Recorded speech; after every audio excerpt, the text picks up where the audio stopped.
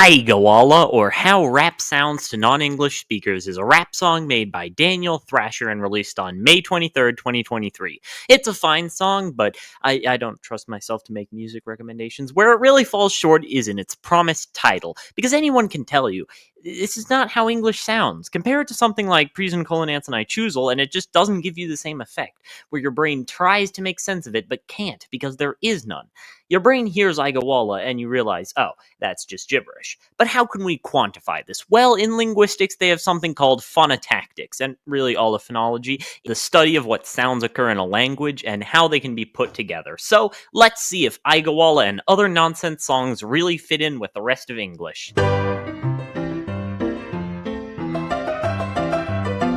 The easiest place to start is with the sheer percentages of phonemes, so I transcribed the entire song phonetically, not using the IPA, and I outsourced the relative frequency of English phonemes to Kmlowinkmluin, whoever they may be. Obviously, it's a small enough data set that it does let a few things slip through, but right out of the gate it validates my point. This looks nothing like English. Well, in both studies, the schwa is the most common phoneme. Yes, this is off, but a lot of that has to do with the fact that I have to transcribe a reduced vowel as schwa, no matter what it's supposed to be. Let's talk about the most glaring misses. Daniel Thrasher never includes the phonemes th or zh in his song, meaning that no matter what the actual values are, he's technically off by an unlimited factor. Ignoring that, the most significant two are the and z, both of which are in the top half, together making up over 5% of all speech, though the is basically carried entirely by the word the. Since his song has no need for articles or grammatical endings, these frequencies are tanked. Additionally, r and n are also nearly cut into fifths. I suspect this might be because these are easy to drop or non-rhoticized, but I didn't hear any nasalization, and he still has some rhotic vowels, so I don't know. The biggest miss, however, is ah. Daniel Thrasher used this phoneme almost 10% of the time.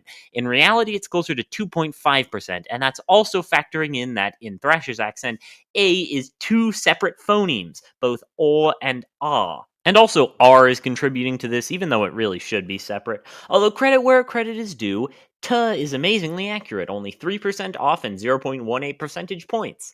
Of course, I find it hard to trust the results for T and D because these are frequently merged in the song, and it being gibberish, I have no way of knowing whether the flapped consonant in clibbity claw is a D or a T, so I just always defaulted to T.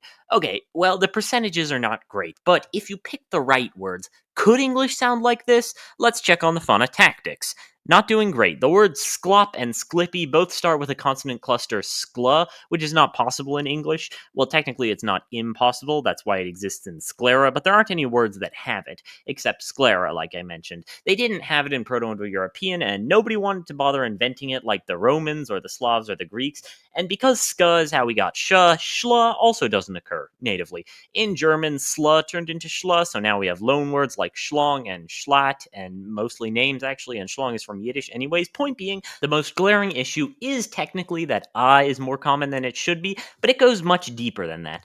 If you ignore the specific phonemes and only leave consonant versus vowel, Thrasher's song is composed of nearly 10% more vowels than the average English phonology.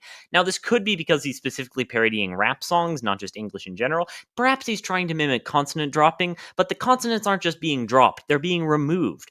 Obviously, it's very difficult to determine where a word ends and begins when there are no words, but I've done my best and also basically copied the Genius article. In that case, we see 228 out of the 261 words end in a vowel. That's not English.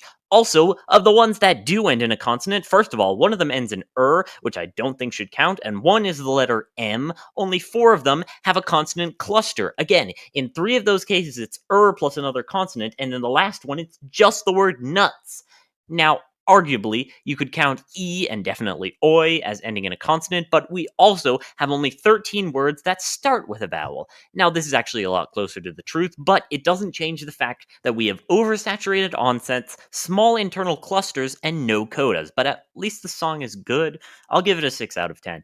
As I mentioned earlier, the most famous example is Prisencolinensinainciusol, an Italian song specifically made to mimic the experience of listening to an English song if you don't speak English. I think this one pretty objectively sounds more like English, so more than anything, this is a test of whether my methodology actually works for making these judgments. Fingers crossed. Fortunately, it does do much better. None of its misses are as bad as Mr. Thrasher's, and the average discrepancy is about 0.5 percentage points lower. It's also a bit harder to be certain about this one because Mr. Celentano is not a native English speaker and is putting on a southern accent rather than a general American.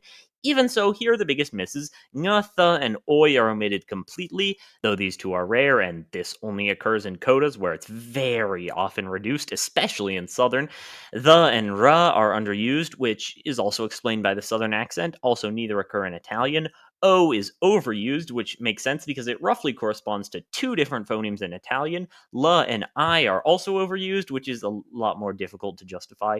Are there any phonotactical impossibilities? Well, it's hard to say. I could be mishearing some of these. I feel like I heard dovre, which feels a bit unnatural. I can't think of any native words that contain vra, and I think the only time ja appears, it's in an onset position, though that could just be a ja. And one thing I'd like to praise it for is for constantly pairing up ya and oo, which doesn't happen in Igowallah, though to be fair, most of the time it occurs it would be ya dropped in General American. Overall, it's not perfect, but it's pretty close. 9 out of 10. Now, Laboratory by Dvil is just straight up gibberish. However, if the premise is still saying gibberish on a rap beat, then there has to be some humor coming from it sounding vaguely like English, right? So let's see how it sizes up, and maybe Igowallah won't look so bad in comparison. So, Laboratory is a lot more repetitive than the other two, although both of them certainly are to some extent. In the lyrics for Laboratory, Dvil misses oi, ow, ja, ng, and most damningly, the, and za. He makes up for it for including 8 times as many buzz as he should, putting it right on the tails of the schwa sound. In the other songs, the first and second have a difference of about 50%, but it seems like Dvil has not only broken English phonotactics, but also Zipf's law. In terms of downgrading consonant clusters, Laboratory is by far the worst. Its proportion of consonants to vowels is as bad as Igowallah's, but it's almost exclusively written in CVCV, with the only consonant clusters involving nasals. In fact, this could be right at home in Japanese. I know, because I wrote it out in katakana. The only exceptions are these final consonants in Bargork and Gargork. Other significant misses include his underuse of ta and I, and overuse of ah and oo, and he also misses the use of ya before oo, yielding boo and goo instead of bu and gu. So how do we explain this? He overuses back and open vowels and underuses front vowels. He overuses voiced consonants and underuses voiceless consonants and all fricatives. Kind of similar to how Daniel Thrasher did in Igowallah. Why? Well, it's simple. Who else has that distinct usage? Hint, they also speak an unintelligible version of English. It's babies! The first phonemes developed by babies, and the most significant differences are oo, ah, ba, and ma, because for the overwhelming majority of people, their most immediate experience with not understanding speech is the babbling of a baby. Simple syllables, overuse of labials, it all adds up. So thanks, Dvil, for the understanding, but it is still not very much like English, so only a 4 out of 10. Now, lift yourself. Did not ask to be part of this video. It's not meant to sound like English. It's basically a very elaborate Drake diss. Nevertheless, I could not think of a fourth entry, so whoopity scoop whoop poop. Well, Kanye managed to be the only one where the schwa sound is not the most common. In fact, it's not even the most common vowel. The most common sound is p, as you might expect, flanked by oo. It feels weird that a consonant is more common than a vowel, but that's really only possible because there are so many more consonants than vowels. Strictly speaking, it's not difficult for the quantity of consonants to be higher, the lack of variety being the only thing to save it. This is what we would expect if we limit ourselves to 3 of each, as Kanye does. I think it's relatively uncontroversial to give him a 0 out of 10 in this regard, and I can't even write this out in Japanese, unless I use kanji. I think there's a pun there. I'm almost sure of it, actually.